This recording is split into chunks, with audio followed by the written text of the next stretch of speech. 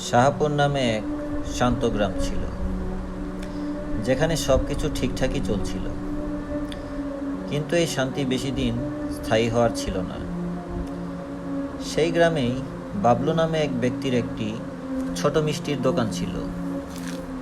একদিন তার ছোটবেলার বন্ধু আর প্রতিবেশী ভোলু তার দোকানে এলো। ভোলু বাবলুকে সাবধান করে দিয়ে বলল যে তার স্ত্রী সীমা খুব চিন্তিত থাকে, কারণ বাবলু প্রতিদিন রাত 12টা পর্যন্ত দোকানে কাজ করে। বাবলু কথা দিল সে তাড়াতাড়ি বাড়ি ফেরার চেষ্টা করবে।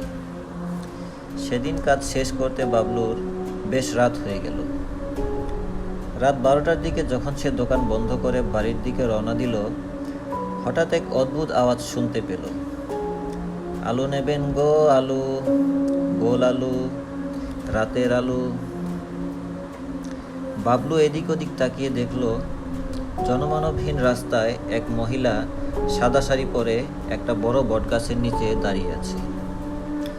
তার হাতে ছিল একটা বড় ঝুড়ি। বাবলু কৌতূহলবশত কাছে গিয়ে দেখল ঝুড়িটা একদম খালি। বাবলু হাসাহাসি করে বলল, পাগলি নাকি?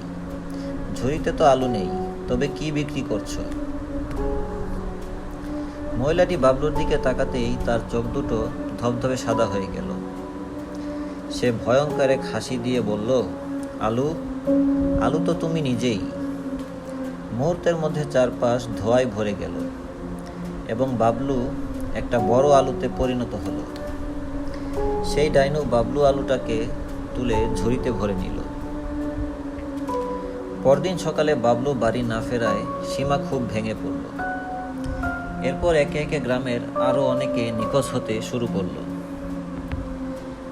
একদিন রাতে শ্যামুগোয়ালা দুধ দিতে যাওয়ার সময় সেই ডাইনির খপ্পরে পড়ল এবং সেও আলুতে পরিণত হলো।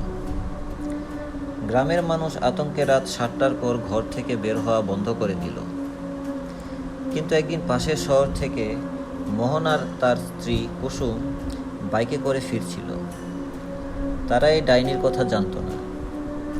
মাঝ রাস্তায় সেই মহিলার মিষ্টি গলার ডাক শুনে কুসুম বাইক থামাতে বলল। মহিলাটির ঘোমটা দেওয়া ছিল এবং ঝুড়িতে বড় বড় তাজা আলু ছিল। কুসুম যখন আলু দেখতে গেল, হঠাৎ সেও আলুতে বদলে গেল। মোহন এই দৃশ্য দেখে ভয়ে কোনোমতে বাইক নিয়ে প্রাণ বাঁচিয়ে গ্রামে ফিরে এলো। সকালে মোহন সব কথা ভোলু আর সীমাকে জানালো। তারা বুঝতে পারল ওই ডাইনির সব শক্তি তার ঝুড়িতে।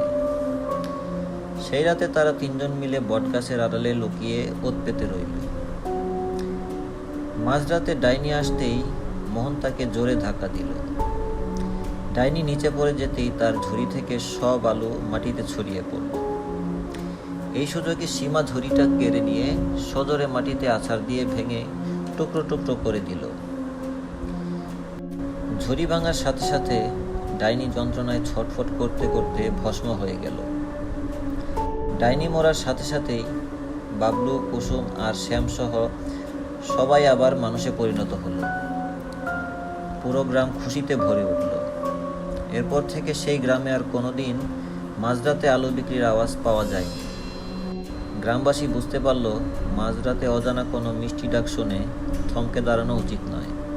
গল্পটি ভালো লাগলে দয়া করে সাবস্ক্রাইব করবেন।